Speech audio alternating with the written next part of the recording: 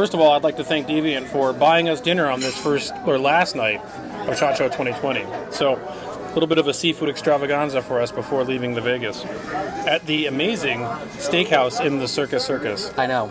This is, if you don't know about this, Circus Circus is like when you don't want to pay for what you need to pay to stay on the strip, right? And like, in fact, I had to like coerce you to be willing to stay here. We actually slept. Our heads were pillow down in the Circus Circus all week. And it was fine. It was fine. It was fine. It was fine. But this does not represent. This is an amazing little. This is awesome. Alcove of incredible. Yeah. Mixed into this hotel. I've been coming to Vegas forever, and the Circus Circus Steakhouse is one of my top 3 or 4 steakhouses in this city. And as I tell people, every review you read of this, it's not like I'm pulling your leg. Look it up. Everyone says the same thing. Oh my God, value, quality, you name it. And every review starts off the same way. Yep. Yes, I know this is in the Circus Circus, but listen, and then the review. So check it out. If you're here, do it. We'll go ahead and get back to the questions. By all means. This one's far more for you than I. There were like a series of related questions here, right? We can kind of group them and then we'll speak about it. Oh, okay, yeah, you're right. There are a number of them. Oh my gosh, there's too many of them. You bring your Tabasco, you need some Tabasco. We're good. We're good. Okay? Yeah. You got it those time you want. See, there's 2 legs for each order. So you got 4. One order of the shrimp has 4 shrimp. You got 4 shrimp. Yeah, Todo está perfecto. perfect. Gracias, Roberto. Por nada. There's a ton of these. They all should be lumped together. I can't read them all. But I'm going to say... We can give credit where credit is John due. W. How secure are gun be so safes loud. actually? Garrett H. Pretty much the same question. How secure is a lock for home defense? Phase. How can a viewer tell which safes are good enough against typical threats and which are actual junk? Alex, given the nature of gun safes, what do you prioritize? Fire protection, theft protection, or authorized access? Rory N. The gun safe is an obvious storage choice for homeowners, but are not usually an option for those who rent. What do you recommend for firearm owners who can't go down that route? So that's so many of them. There's even more, but let's just take those and lump them in. Yes, and I'm going to start eating a shrimp. So, not to be that guy. Let's face it, I've always been that guy. Much like one of my favorite YouTubers, CGP Grey, will say, there's a big in general in front of all these answers. There is. And the biggest answer of all is, well, it depends. Okay. Like everything is situation dictated by your lifestyle. But I like that, again, people made the questions their own. One person said they rent, another person says, is this right for me? Is it so? Yep. Here's what I have to say. Safe storage is always something to prioritize, even when it's hard. If there's children or frequent visitors to the house, unknown, untrusted parties, because you want to avoid theft and NDing. And if you're at the point where you have a big gun collection, no one has to have all their devices in one product. You can have your daily driver, your carry piece, your range rifle, kind of in a lighter duty. And frankly, you and I think are aligned on this one. Your carry piece, your daily driver rifle, shouldn't be the Gucci gun. Well, I don't know about that. I think. It shouldn't be the one that your life will be over forever if you lose it. Well, I'm not going to take out a collectible G43 as my... Right. Okay. So your collectibles belong in a good safe, which, by the way, I can tell you the following. Most safes are they're rated by separate bodies. Underwriters Labs, for example, has standards for what is a good safe. Almost everything you will ever see, especially on the floor of SHOT Show, none of those are safes. According to Underwriters Labs, none of those are safes. Those are residential security containers. Those are RSCs. Interesting. Those are not safes. Okay. If you own a jewelry store, you know what a safe is, because that's a true safe. It's like a vault. It's almost... You think of it as a bank vault, right? Right. Okay. So almost everything that you see available in Sportsman's Warehouse and at Cabela's and all of that, those are not safes. So we have to step down our expectations a whole lot. Most of those products are going to be withstanding a determined attacker for 15-20 minutes, roughly. And that's someone with big, loud tools making a mess. Angle grinders, crowbars, sledgehammers. Most safes also, residential security containers. They're going to be slab metal, like hard. If you're lucky, it's 1/4-inch plate. Many times it's just sheet metal, just folded sheet metal, stack on. They just call themselves gun cabinets, and they're freaking cabinets. They're lockable filing cabinets. But most gun safes, again, their fire protection is a big one, for especially in residential environments. And they accomplish this in the shittiest ways possible, where they're concrete slab or poured concrete, which again, concrete, it's ceramic, it's a great insulator. But if you can crack the metal away from concrete, like the little sheet metal, you crack and peel that away, like tuna can it. If you take a sledgehammer, concrete's going away in 4 minutes. That's gone. That's true. Sheetrock is also really common. Many of us have sheetrock plates inside of our safes because, again, it's kind of this gypsum board. It's going to insulate, but it's terrible for moisture mitigation if you live in a non-arid environment. Sheetrock is not the best. All of these containers, though, a safe doesn't give you security. This is talking about meaningful security as well. A safe is designed, its whole purpose is to cost your attacker time and effort. And the more safe that is there, the more time and effort the attacker is like dealing with. And none of that matters if you go away for the weekend. If you have no burglar alarm, if you have no remote monitoring, no neighbors that can see your house, if you don't have any response plan if someone gets in, that's why, and I'm not going to tip hands too much, but people in this conversation and people we know who have extensive collections, they're not dealing with off-the-rack product. You're dealing with secured rooms. You do something different. You build a whole room purpose-built. Yep. Because off the rack, you're buying yourself, on a good day, 30 minutes. On a bad day, 15 minutes. And all of these, none of these should exist in isolation. Even the shittiest Nest cam, like, again, my basement has a freaking Nest camera in it pointed at the safes. Not directly at the safes, because I don't want Google seeing me entering my combination. But if someone walks towards that side of the basement, they're going to get popped on the Nest camera. And that one's always turned on. And I get an alert on my phone. Yeah. And there's also redundant monitoring. I have some, I'm not going to talk too much on camera, but there's other electronic monitoring. But you're saying security in depth, just like you would do with has to be. Just like with computers. Yeah. And as far as little lock boxes go, again, like, what's their purpose? Their purpose is to avoid, in my opinion, toddlers NDing. A lockbox, a little gun block box, isn't going to determine the safety of that gun against a determined thief. If a thief breaks in, smash and grab, they're stealing TVs and a PlayStation, they might not rip the lockbox off the shelf if it's got a cable. Yeah. But the real big risk, man, is that curious teenager. The person who's watching YouTube videos and getting smart about how to get into these products, and they're about 16, 15. None of those products are really keeping... If you have a shitball kid, you should have raised him better, because the $10.99 special at Cabela's is not protecting your gun from him. So I think one thing, in listening to what you're having to say about this, I don't think that your goal is to discourage people from having any form of lockbox security, because I think that leaving things unsecured is worse than what you're describing. Yeah, it has a place. You're painting a picture that sounds so vulnerable. I'm not trying to be but it sounds so vulnerable that I think some people might draw the conclusion, why bother? I don't think that's the right answer either.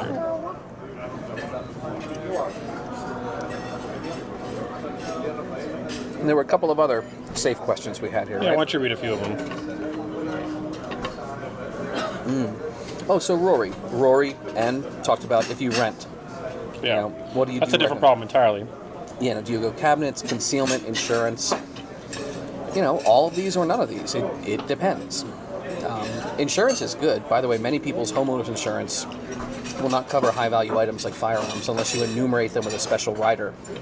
So I actually Tara and I had to take all the guns out and actually inventory every freaking one of them, which was a process. You went through a firearms insurance thing? Oh my God, yeah. But USAA gave us a special rider just for that.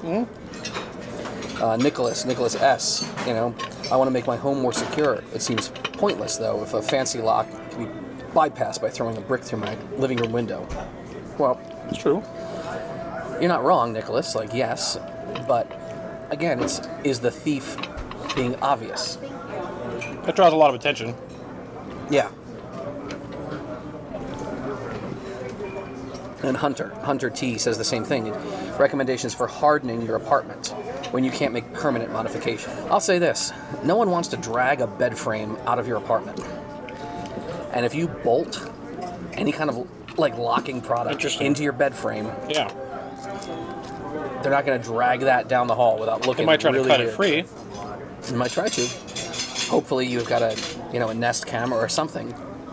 And you've chosen wisely in terms of how you're securing it to this bed. Yeah. Andy W? Well, Beprendragon. Oh, okay. Beprendragoon.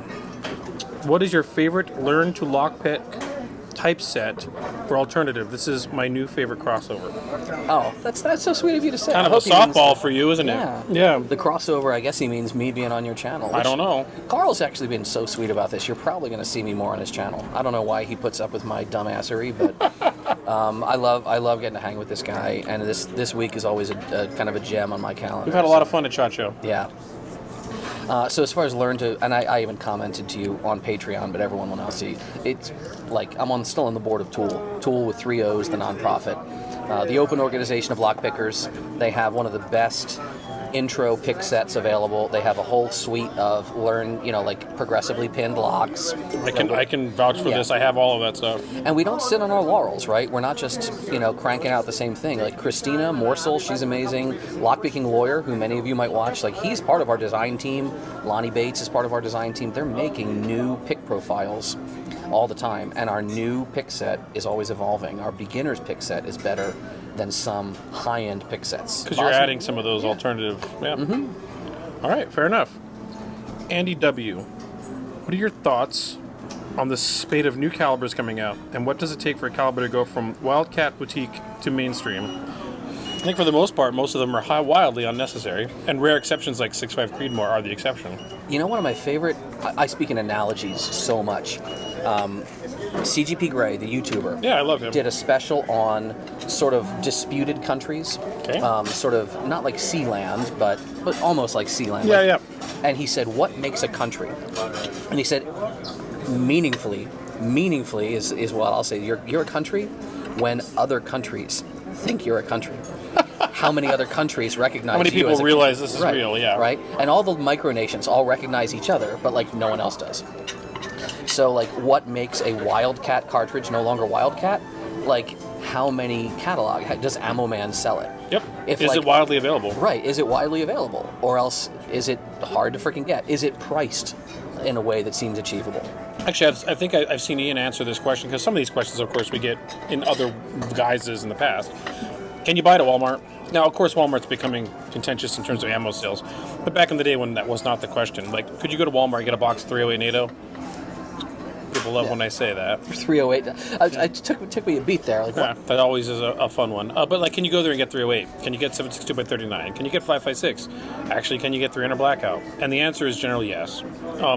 I think that used to be pretty much a litmus test when you could go to a standard consumer store that sells standard consumer firearms and ammunition, and it's available. Yeah. You know what you're not going to find there? What? 6.5 Japanese. 7.7 Japanese, 8 Nambu, Yeah. 8mm Kurtz. You probably won't find 6.5 Grendel. Which is, interestingly, not all of these are Wildcat cartridges. They're just, I think, again, that gets back to meaningfulness. Yep. Should the standard be whether you're a Wildcat, or should the standard be whether it's practical? It's, Well, Yeah. there's like you could do a lot of cool things with Ackley improved and all that, of course, but practically available, I mean. yeah, exactly. Yeah, I think asking if something is a Wildcat cartridge is asking the wrong question. Okay. It's almost like asking if you're a member of the cool kids table. At Well, the lunch. answer to that's Like, always why no. should it matter? Well, the answer to that's always no. So, Right. I mean, for me, yeah, Me too. that's an easy answer. Yeah.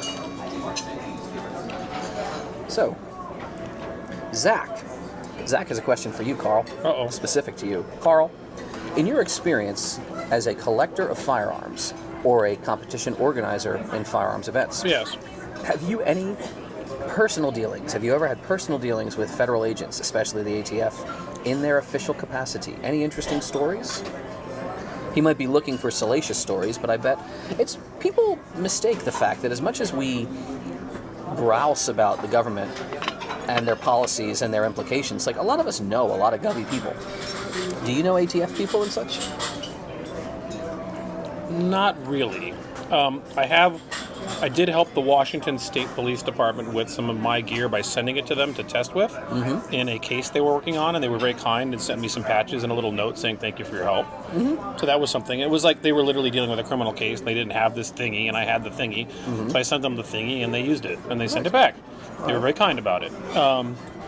One of my best friends is a forensics examiner for DPS. He does all the CSI criminal cases, and he's a great pro-gun dude. He's absolutely by no means... You could never describe him as anything but pro-gun.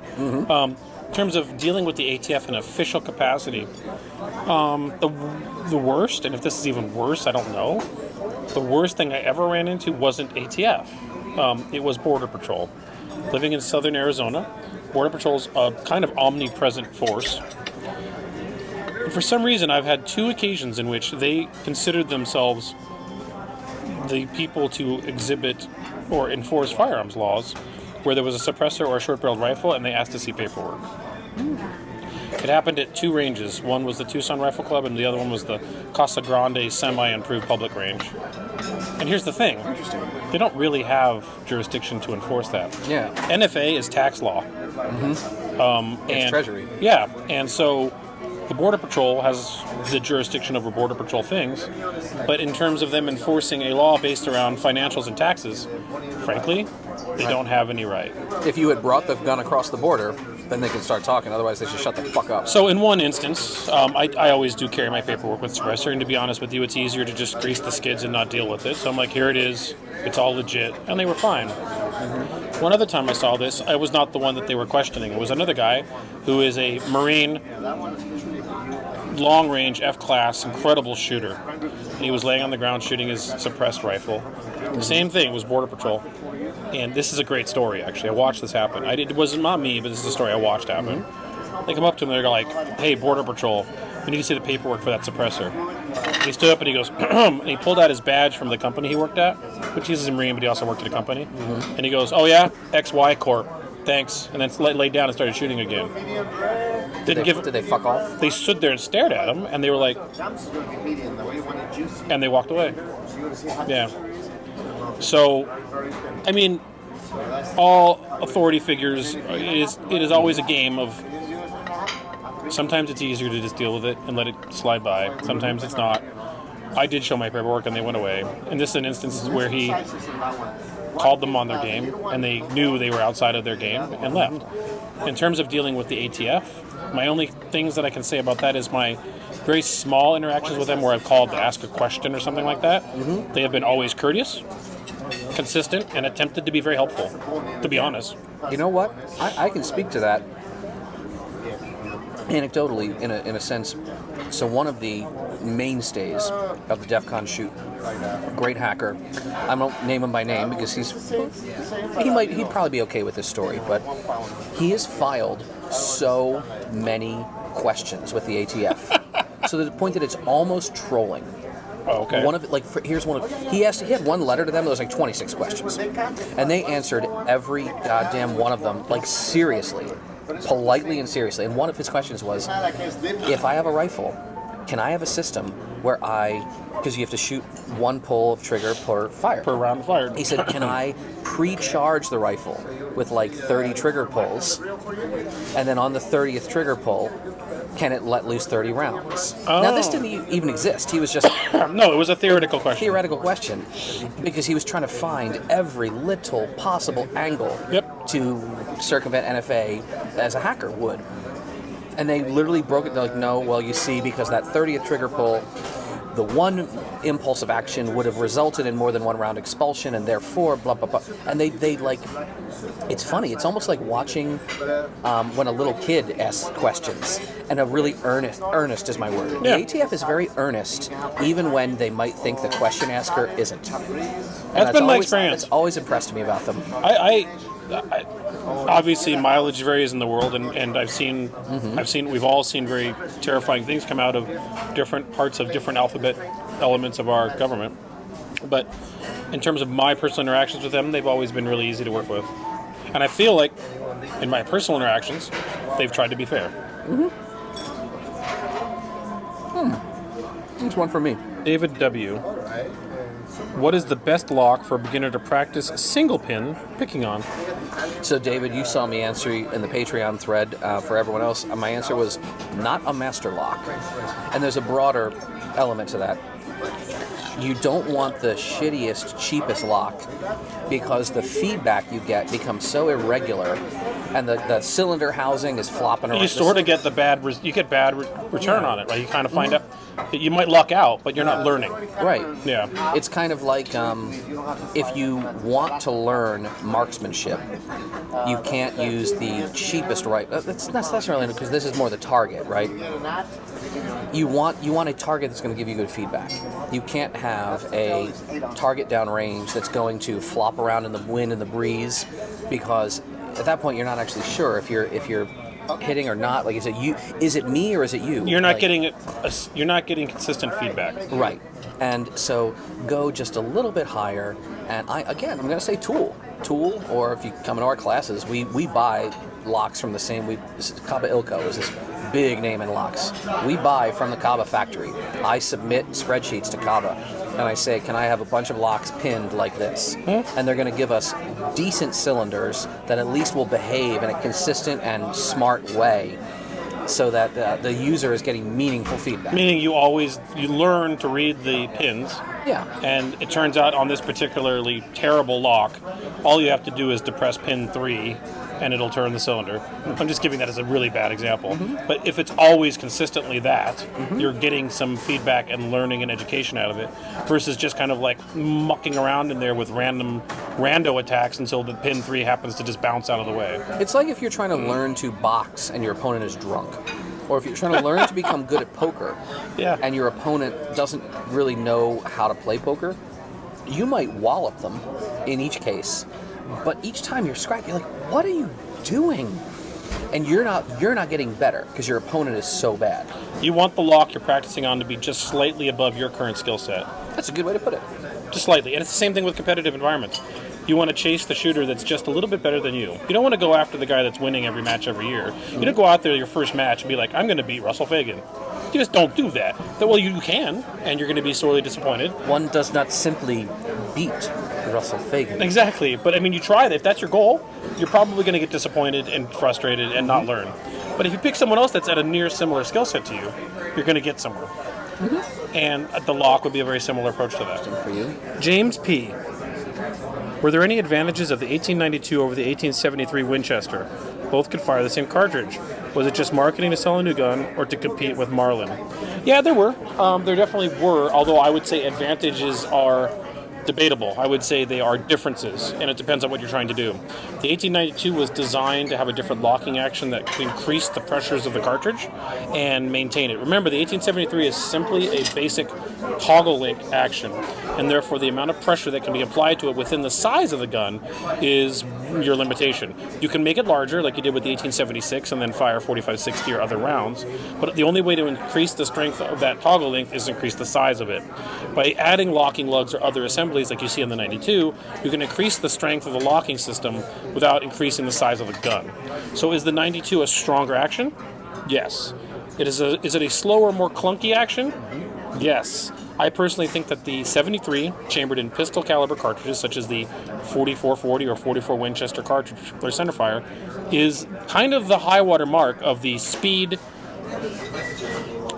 and capacity to make it something really special. When you started getting to the later ones, the 92, the 94, you started deprecating the speed and the capacity for larger, higher power cartridges, but you're ruining some of the wonderfulness of the gun in the process. Hey, look, we have more seafood. Yes, sir. While they're plating it? Oh, amigo, gracias. Can I ask you a lever gun question? Yeah, go for it. And again, we're going to not say what's the best lever gun, but I have a ball when I take the lever gun out to the range. I enjoy it. I enjoy letting other people get time on it. They're some of the most fun guns out there. A couple SHOT Shows ago, I saw that Taylor, it's Chiappa, was making what they call their takedown, which is interrupted threads, easy to pack in, pack out. Tara and I take it when we hike. Sure. And I bought theirs in 357. That one has been both from a practical sense. We also were considering possibly having to split time in California when she had that one job. Tough. But I'd be allowed to have it, So, sort of a two-parter. If you want to introduce someone to a lever gun, do some of the larger historical calibers. Is that too much, do you think?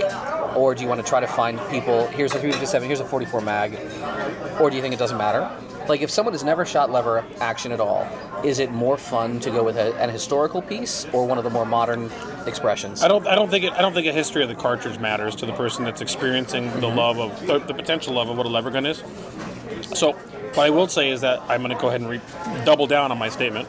The 73 toggle link is where the best, most. Yours is not, so no offense. But the 73 toggle link is where I feel like the capacity, power, and fun merge together in a perfect little triangle. So, in my opinion, giving someone the fun that is a lever gun, I don't think the individual is going to care if it's 38 Special, 357 Magnum, 45 Colt, 44 Winchester, centerfire. I think the experience is virtually identical. And so if you went with a modern incarnation of a 73 and 38 or 37, it's going to be the same experience. If you start going to the more rifle cartridges like a 30-30, that is still a fun gun. However, it is not as fun as a 73. It just is not. Do you think it matters that some guns you really need to run with authority? That's part of it. Yeah. There's a lot more force in those later actions, like the 92 and the 94. They're not as fast and they're lower capacity, and they inevitably have more recoil, unless they're chained in the same cartridge. But then I would ask the question, why are you bolstering and going to a slower 92 or 94 action to chamber a cartridge that you could safely chamber in the toggle link that functions smoother and faster?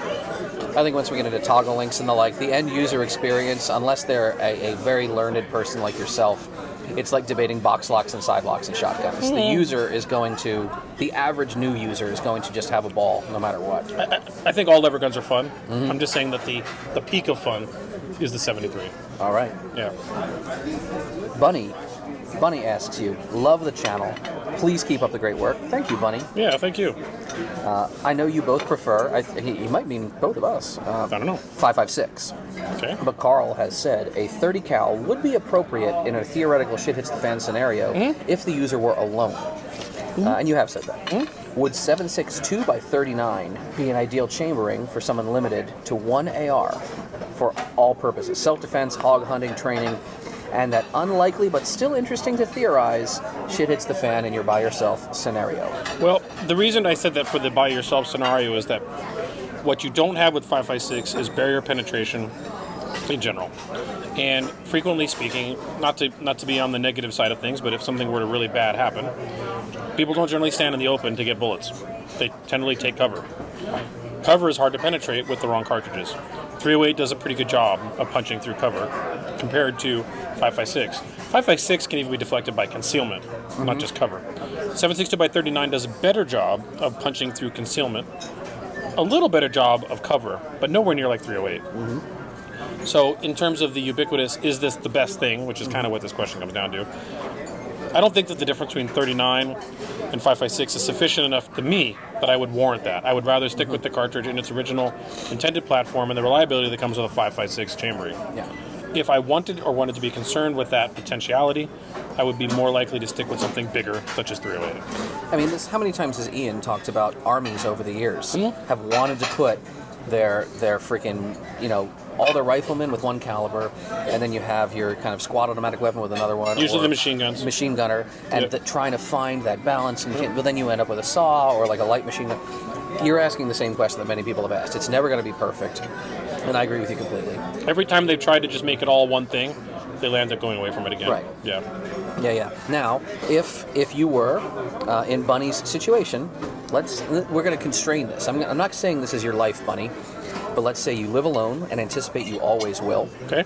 Let's say Bunny is really economically frugal and will only buy one rifle that Bunny intends to use for both fun and oh fuck.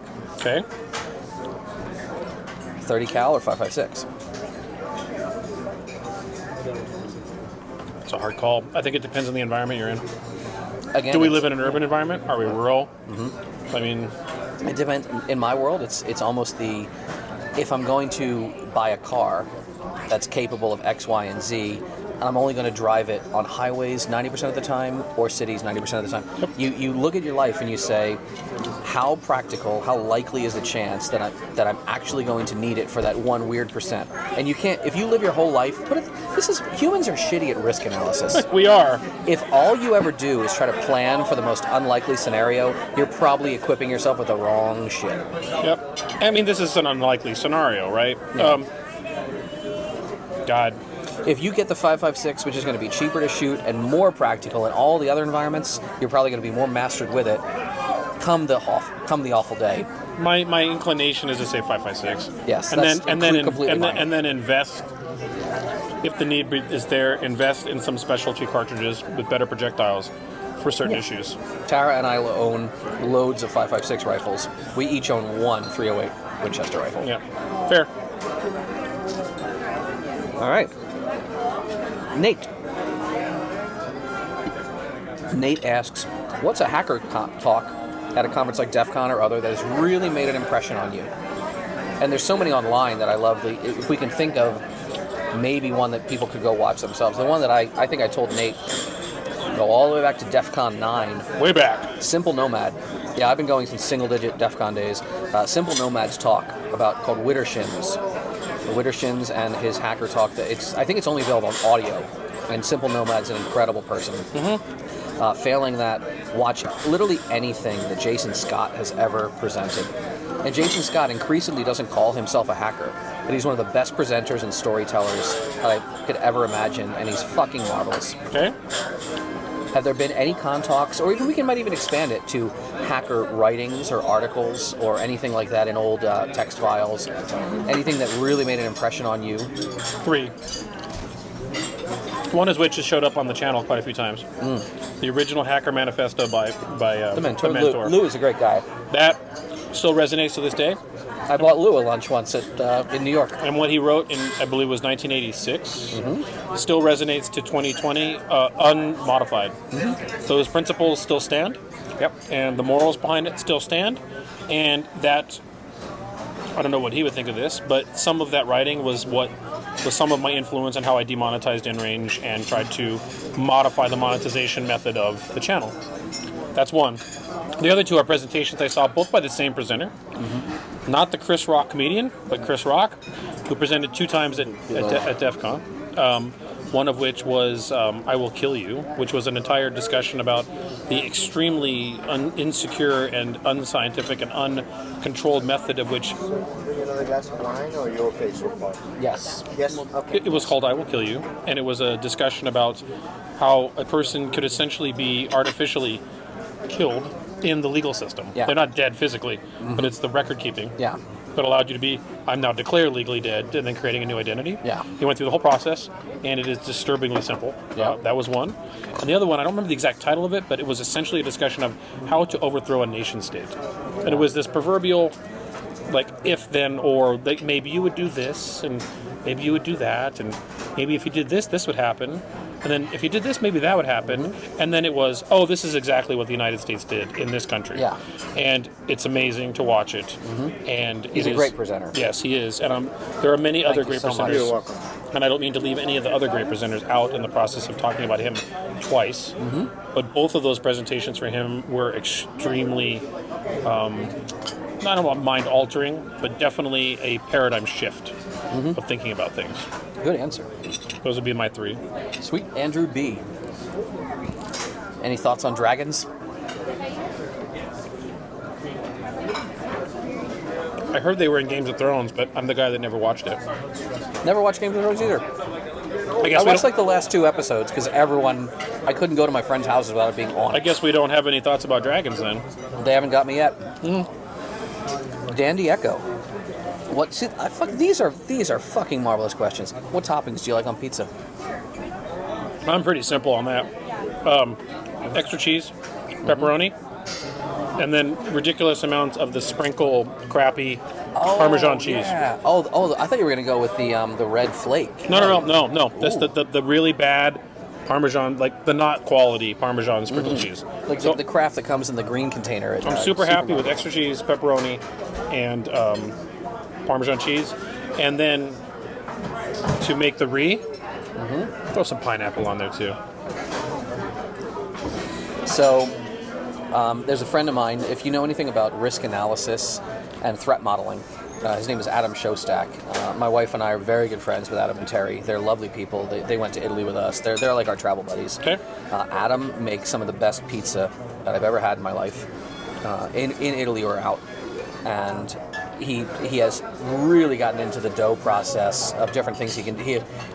You know how I'll do whiskey nights where like The dough process. A/B testing and like Yeah. blind. He did that with pizza. Like he made Really? 6 different doughs, and he had really good notes, how long they were resting, Yeah. what he put in, what he didn't. Same toppings. And he really dialed in his dough. That's part of how he got Terry when they were dating. He was like, I will make you pizza, and it was I would date the man. He makes fucking good pizza.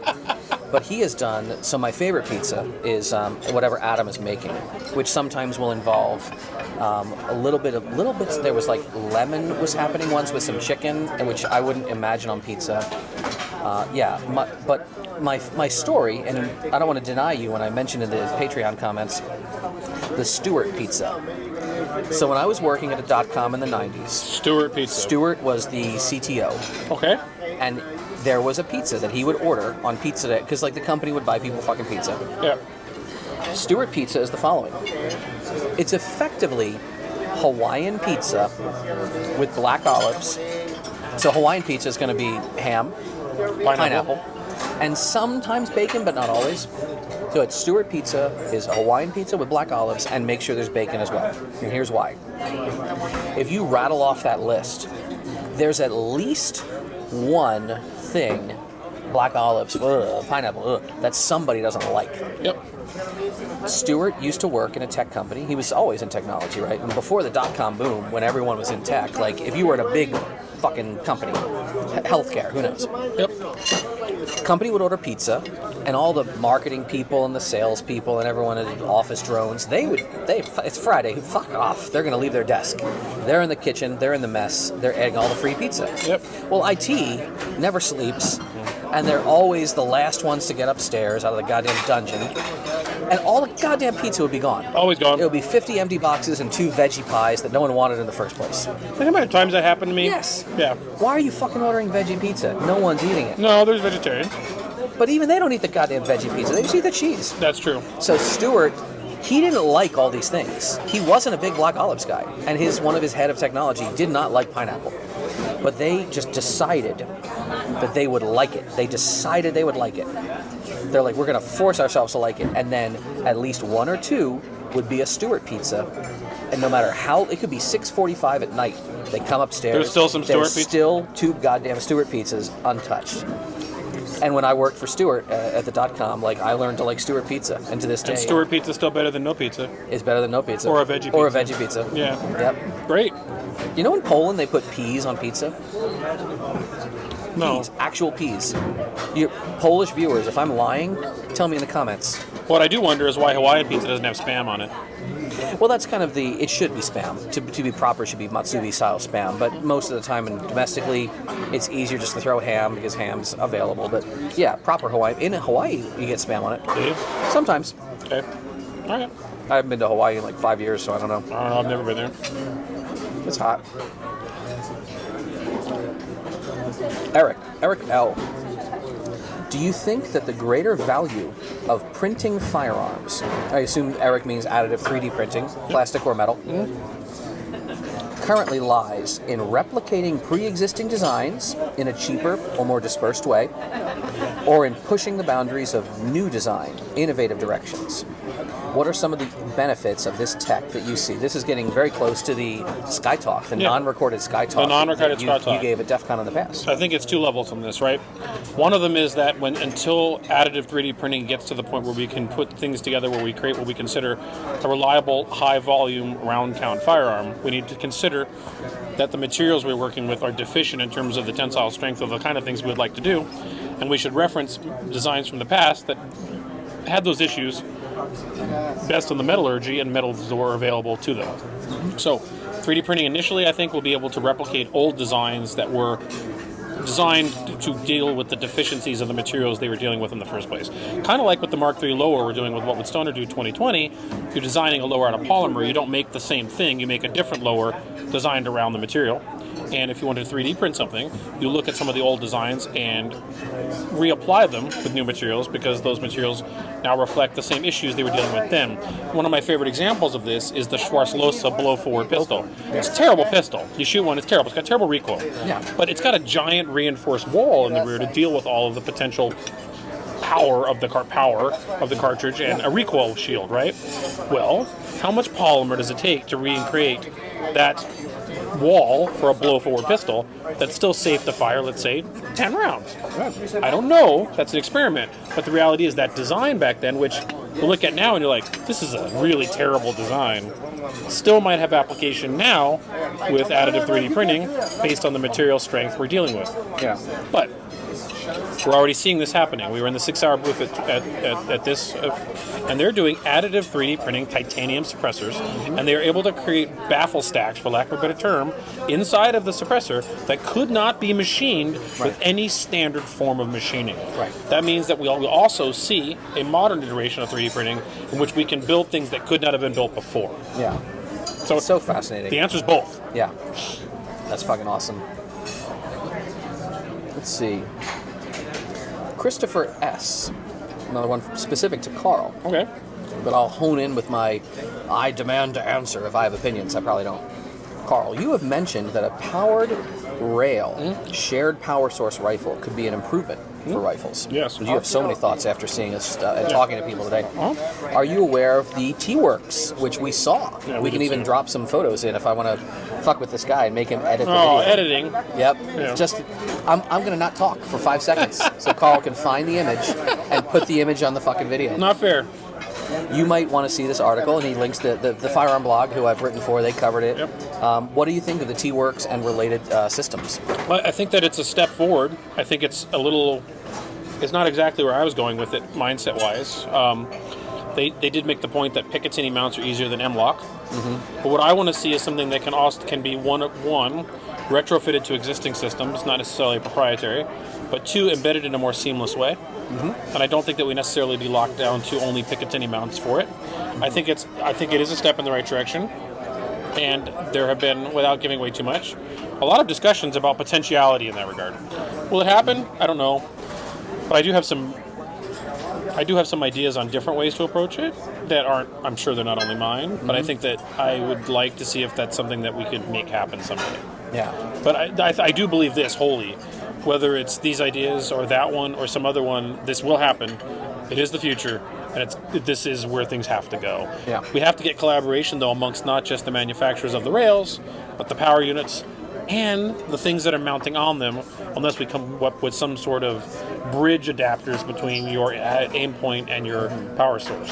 I really hope it becomes a standard. I agree. Red Army Reactor. No, I'm sorry, Red Army Reenactor. But it would be cool if you were a Red Army Reactor.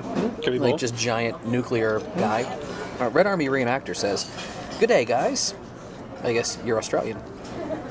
Have you ever tried to pick or force firearm locks before? Was there any one type more difficult than others? I'd love to know which ones to avoid. Yes, loads of times. There's a lot of firearm locks that are garbage.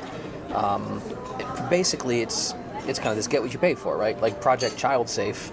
Any of the, here's a little rinky-dink padlock with a kind of polymer-coated cable, braided cable, that exists to suffice under the law. That's not going to provide really any pick protection.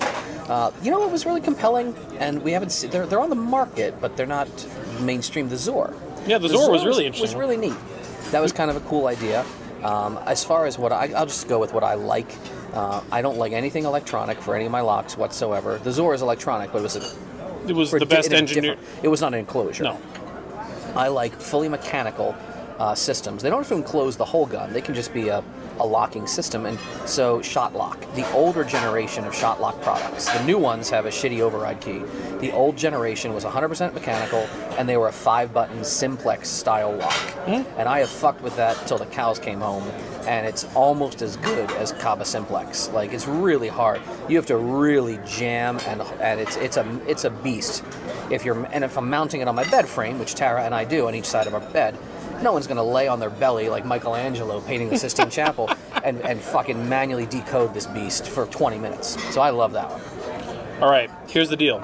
We got time for one question left. That's all we got. So pick a good one, and we'll make it the last one.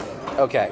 I have a flight to catch, by the way. You know what? I'm going to say I want to quote the right person. So again, you might have to edit this for a second. Yeah. Oh, here he is, Frank L. Frank L. asked about the famous or infamous, depending on who you are, Ida B. Wells quote. A Winchester rifle should have a place of honor in every black home, and it should be used for that protection which the law refuses to give. Are there any other Second Amendment quotes stemming from inequalities, racial inequalities or otherwise, in the U.S. that you could share, inspirational use cases and the like? I have so much to say about this. I love this. I love this question. There's a lot. So I will start just so we can get it out of the way. And in an academic sense, this is a real quote. Many people have a hard time sourcing, and it's sort of like those image memes that get reshared, and it's not like Voltaire didn't really say whatever it says. It was in the spirit. So Ida B. Wells absolutely said that. Ida B. Wells, or Ida B. Wells Barnett, she was still Ida B. Wells at this time. She was married to another civil rights activist. So she was a fucking baller woman. She was badass. She was a contemporary of Marcus Garvey, of just W.B. Du Bois. Like Susan B. Anthony, white lady, respectable white lady, was in touch with Ida B. Wells all the time. And this appears, so she was known for public speeches and pamphlets. Yep. She wrote Southern Horrors. She wrote Red Record and Break Mob Rule in New Orleans. They were mostly discussions of lynching. And she is credited to this day for cutting down on lynching by, it's like in a fake news society, she was cutting through a lot of bullshit. And she flipped the race narrative on its head. So this quote actually comes from Southern Horrors. It comes from, if you're looking for it, it's page 23, because I've read about this before. In the title, the chapter is entitled Self-Help. And she talks about, the exact quote is correct. Much like the George Orwell quote that people love to say, the wall, the rifle on the wall, the proletarian, the worker's home. That's a true quote as well. It's from the Evening Standard. So there's more that I can say about this than I can say about this right now, because I'm running out of time. Mm-hmm. Here's what I can say. We have been working on, for now, a couple of years actually, researching firearms usage within the current Civil War, post-Civil War, and Civil Rights movement to do content here on InRangeTV, because here's what's been most disturbing about this research. Without going into specific examples, because they would take too long to do in this particular question, what's most disturbing is how much of the narrative of how common and how necessary they were to the Civil Rights Movement and how left out of the dialogue they are. So there are many instances in which there are positive and negative outcomes of firearms in that situation that are not part of the historical narrative, at least the common knowledge historical narrative, as well as things that are so horrendous that are left out of the common knowledge that I cannot believe that even someone like myself sometimes have stumbled on things. I'm like, how was I ignorant of this? Let me give you one example. We're ignorant, and we're being cautious here because we're two white guys talking about black history. I know. But in researching history, the reality is it is not. Here's what I have come to my conclusion on this. This is not stuff that was accidentally left out of the narrative.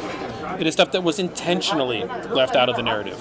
And the reason for that was to cover up misdeeds, wrong behavior, and a number of other things. The largest slave revolt in the United States, that was an armed revolt in which they used their cane knives and got into the armory and got weapons in New Orleans and marched towards New Orleans with the idea of sacking and pillaging New Orleans. Huge. It ultimately failed and was crushed by the militia. However, the governor at the time did a fantastic job of masking the true history and hiding it in the records and making it almost, to call it obscure history by modern standards would be an understatement. Another example of something that's been left out of the narrative, not directly firearms related in a positive way, but a real thing, is if you want to see something that you may not be aware of in the audience that has been intentionally left out of our historical narrative, induced amnesia is a phrase I use in this regard. Good phrase. Induced amnesia is the Red Summer of 1919. If you're not familiar with that, simply Google it, Red Summer of 1919, and you will learn something that is a disturbing element of American history that is left out of the common narrative. But there are a lot of other positive narratives as well, and all I can say to that is I can't get into that in depth right now because they are too deep and too important, but that there will be future episodes in InRange, sort of like the Underground Railroad, that will deal with a number of those particular historical events. You can't beat it. You can't beat that, and the fact that when you talk about hard things, that's where change comes from, those margins. We have to face history directly straight on. Ida B. Wells' quote is credited directly with reducing the number of lynchings in America. Like literally the city of, I think it's Memphis, Tennessee, after she spoke there and engaged the politicians and she smacked them in the face with facts. They passed a resolution condemning, mob rule, and there were no lynchings for 20 years after something like 1893. And it's credited to her. So talking about the things that people don't want to talk about, the things that people try to oppress talking about, that's why I love my time with you. I love this week. I love this man, and I love that he's not your average gun channel.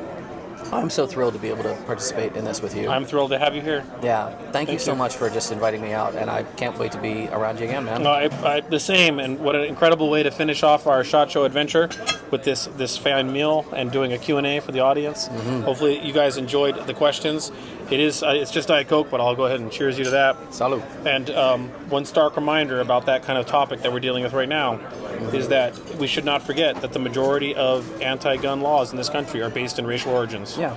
And keeping the marginalized and the depressed and the minority unarmed is a surefire way to keep them under control. They are the most victimized by the law, and they are the most victimized by unchecked gun violence, the roots of which are not based always in gun ownership. They're based in much deeper issues. Social economic issues that go back for 250 plus years. Everyone can put a bumper sticker on their truck that speaks way above the level of what's actually happening on the streets in certain communities. Yep.